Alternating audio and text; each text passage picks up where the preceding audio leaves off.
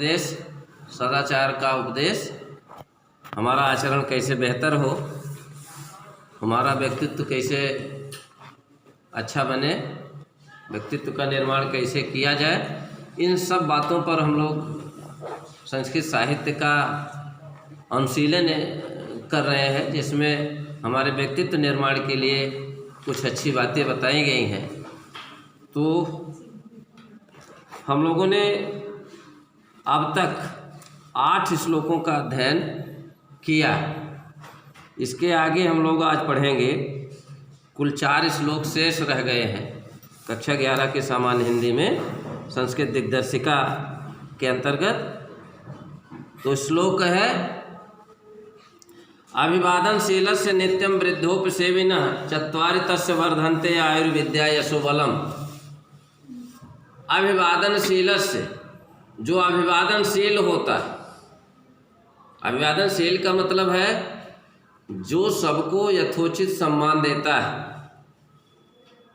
जो लोगों को सम्मान देने वाला होता है, सबका आदर करता है, सम्मान करता है, सबका अभिवादन करता है, ऐसे व्यक्ति का नित्यम वृद्धोपसेविनः, और नित्य प्रति वृद्धों की सेवा करना, मतलब अपने से श्रेष्ठ लोगों की, अपने से बड़े लोगों की सेवा करना, उनका आदर सम्मान करना।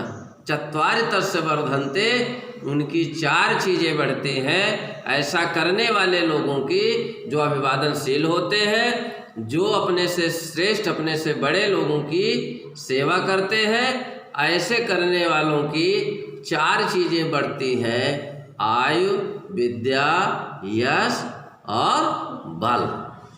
चत्वारि तस्य वर्धन्ते, 4 चीज़ें उनकी बढ़ती हैं। वर्धन्ते मतलब वृद्धि होती हैं 4 चीज़ों में, आयु, विद्या, यश और बल।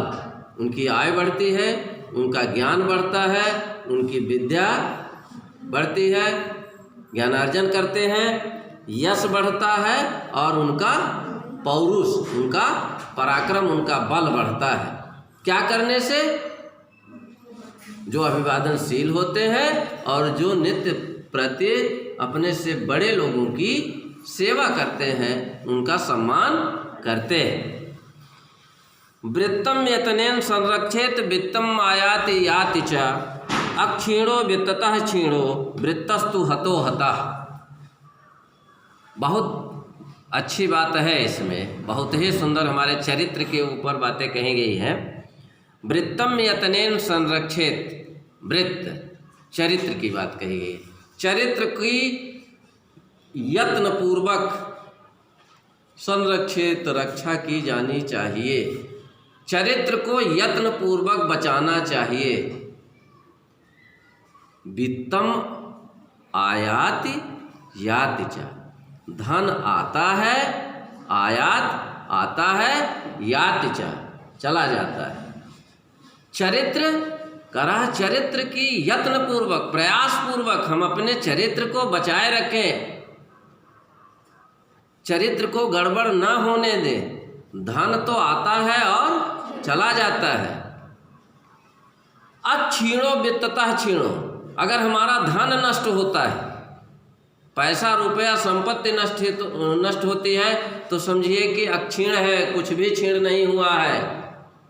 लेकिन वृत्तस्तु हतो हतः, अगर हमारा वृत्त नष्ट होता है, चरित्र नष्ट होता है, तो समझिए कि हम मृत व्यक्ति के समान हो गए, हमारा कोई अस्तित्व नहीं रह गया। तो हमें इसीलिए कहा जाता है कि हमें अपने चरित्र की यत्न पूर्वक रक्षा करनी चाहिए, प्रयास पूर्वक उसकी रक्षा करनी चाहिए। धन आता और जाता है, धन क्षीण होता है तो कुछ भी नष्ट नहीं होता है, समझिए कि कुछ भी आपका नुकसान नहीं हो रहा है।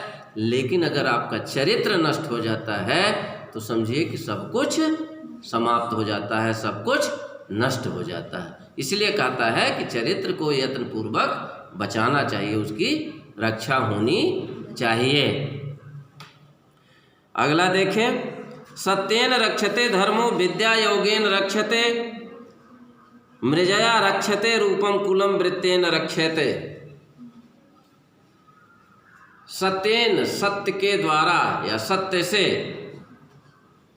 धर्म की रक्षा की जाती है। रक्षते धर्म, सत्य से धर्म की रक्षा होती है। झूठ बोल करके हम धर्म का प्रचार प्रसार नहीं कर सकते, क्योंकि झूठ किसी बात का आधार नहीं बन सकता है।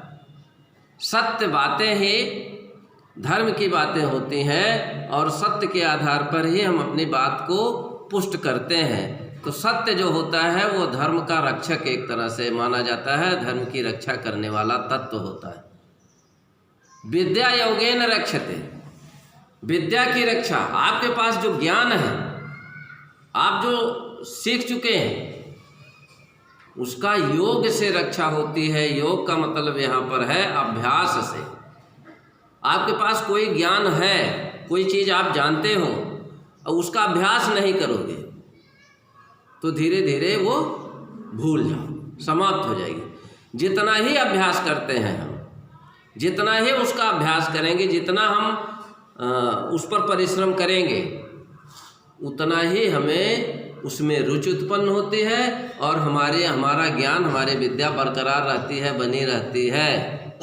अनाभ्यासे विषम शास्त्रम, कहा गया है कि अगर शास्त्र का अध्ययन हम लोग करते रहते हैं तब तो ठीक है, अन्यथा अनभ्यास की स्थिति जब होती है, उत्पन्न होती है, जब हम उससे दूर हो जाते हैं, अभ्यास नहीं करते हैं, तो वही शास्त्र, वही विद्या हमको विष की तरह दिखती है, हमारी रुचि उससे ख़त्म हो जाती है। और एक स्थिति ऐसी भी आती है कि हम भयभीत होते हैं, उससे डरते हैं, उसको उठाते नहीं, पढ़ते नहीं। और जब हम लगातार उसका अध्ययन करते रहते हैं, अभ्यास करते रहते हैं, पढ़ते रहते हैं, तो उस पर हमारी रुचि रहती है, बनी रहती है, और फिर हमारा ज्ञान जो होता है वो बरकरार रहता है, ज्ञान हमारा सुरक्षित रहता है, बुद्धि हमारी या विद्या हमारी सुरक्षित रहती है, अन्यथा वह नष्ट हो जाते हैं।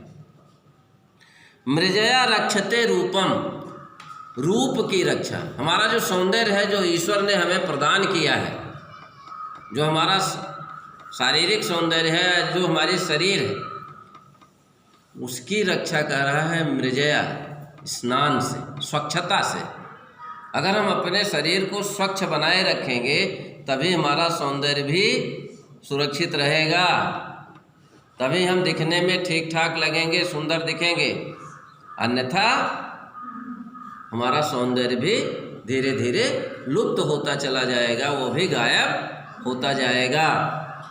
और कुलम वृत्तेन रक्षते, परिवार को, कुल को किसके द्वारा रक्षा की जाती है? परिवार के वृत्त से, अपने चरित्र से व्यक्ति परिवार की रक्षा करता है, कुल को बचाता है, उसकी रक्षा करता है।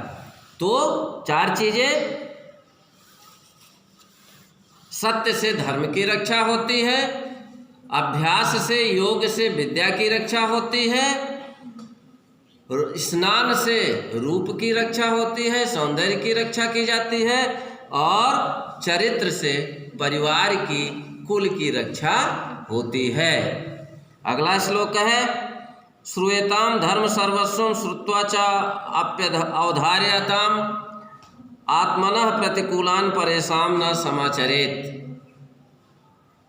कहा है कि श्रूयताम धर्म सर्वस्वम, सभी के धर्मों का या सभी के धर्म, सभी प्रकार के धर्म का श्रवण करें, उसको सुने, सभी के धर्म की बातों को हम लोग सुने, चाहे जिस धर्म की, चाहे अपना धर्म हो, चाहे किसी और का धर्म, उस धर्म की बातों को हम सुने।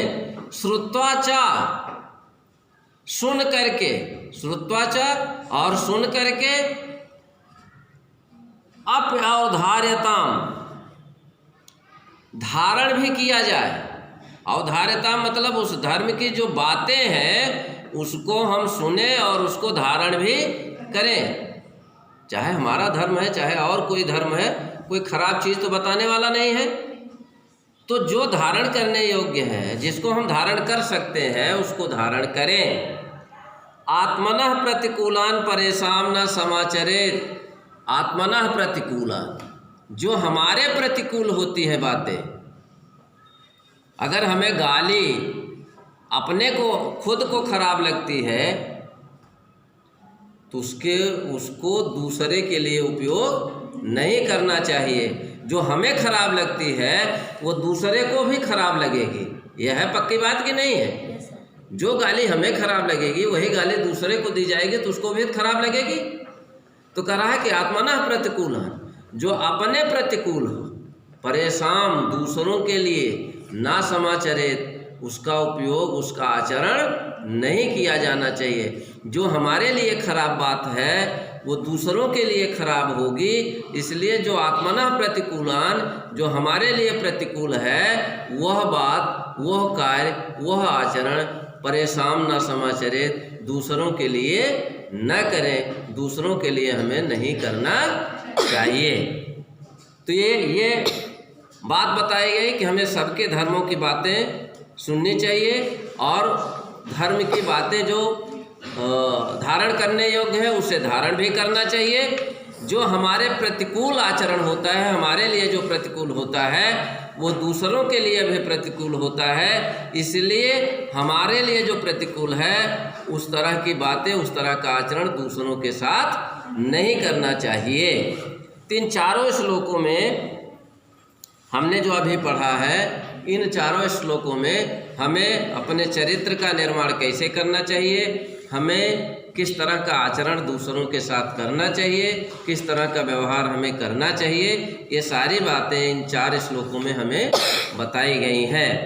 तो आज यह सदाचारोपदेश नाम का पाठ जो है ये संपन्न होता है। अगले दिन हम लोग किसी और पाठ का अध्ययन करेंगे। तब तक के लिए आप सबको बहुत बहुत धन्यवाद।